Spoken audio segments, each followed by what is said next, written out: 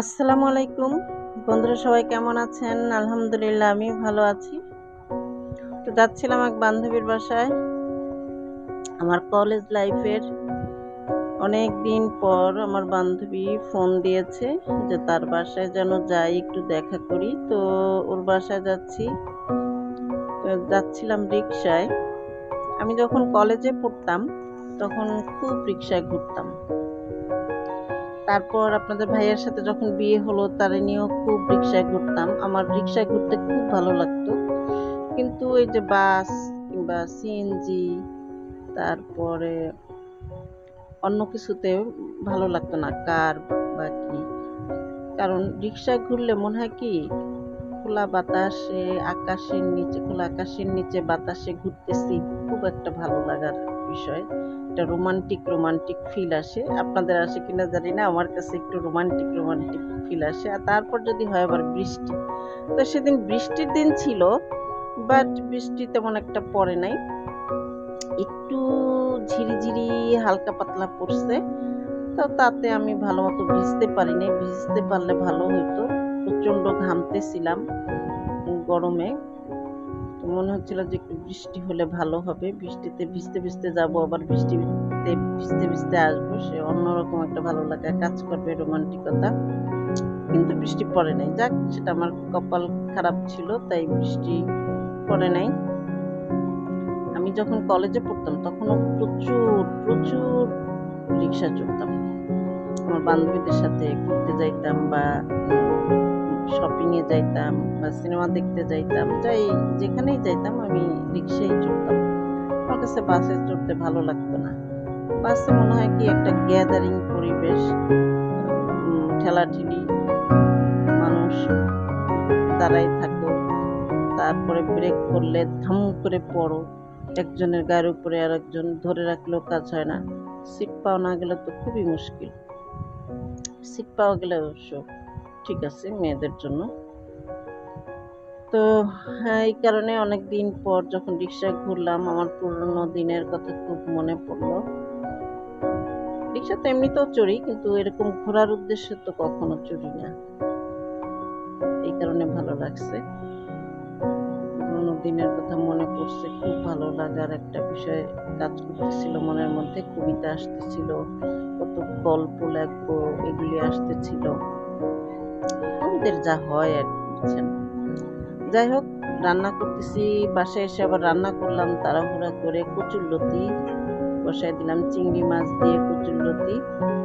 কচুরলতিটা আপনাদের কতটুকু পছন্দ জানি না, আমার কিন্তু বেশ পছন্দ চিংড়ি মাছ দিয়ে কচুরলতি। আর রান্না করছি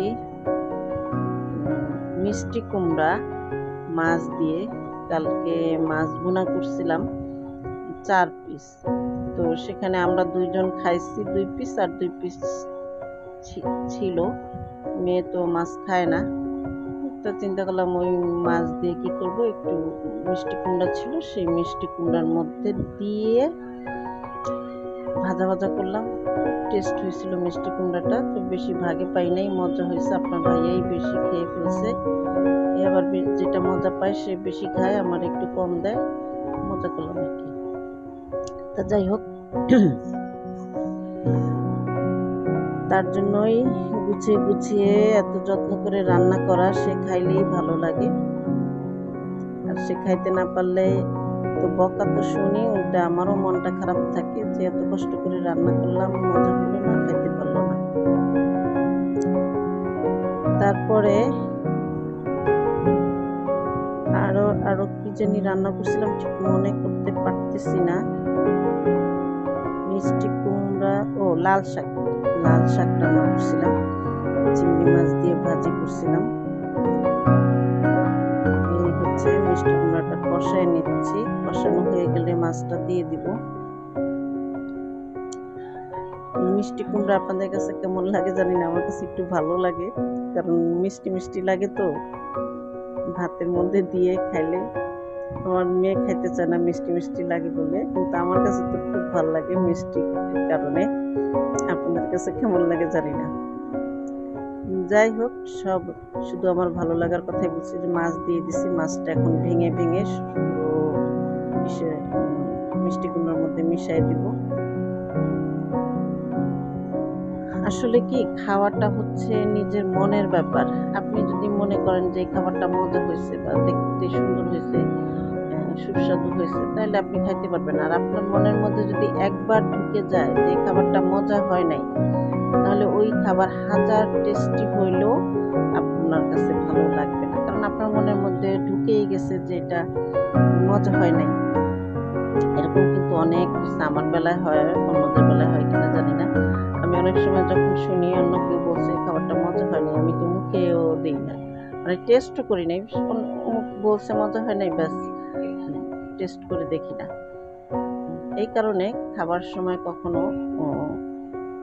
কারো নেগেটিভ মন্তব্য করতে হয় না, কারণ নেগেটিভ মন্তব্য করলে হয় কি, আশেপাশে যারা থাকে তাদেরও খাবার ইচ্ছাটা নষ্ট হয়ে যায়। বসাই দিলাম লাল শাক।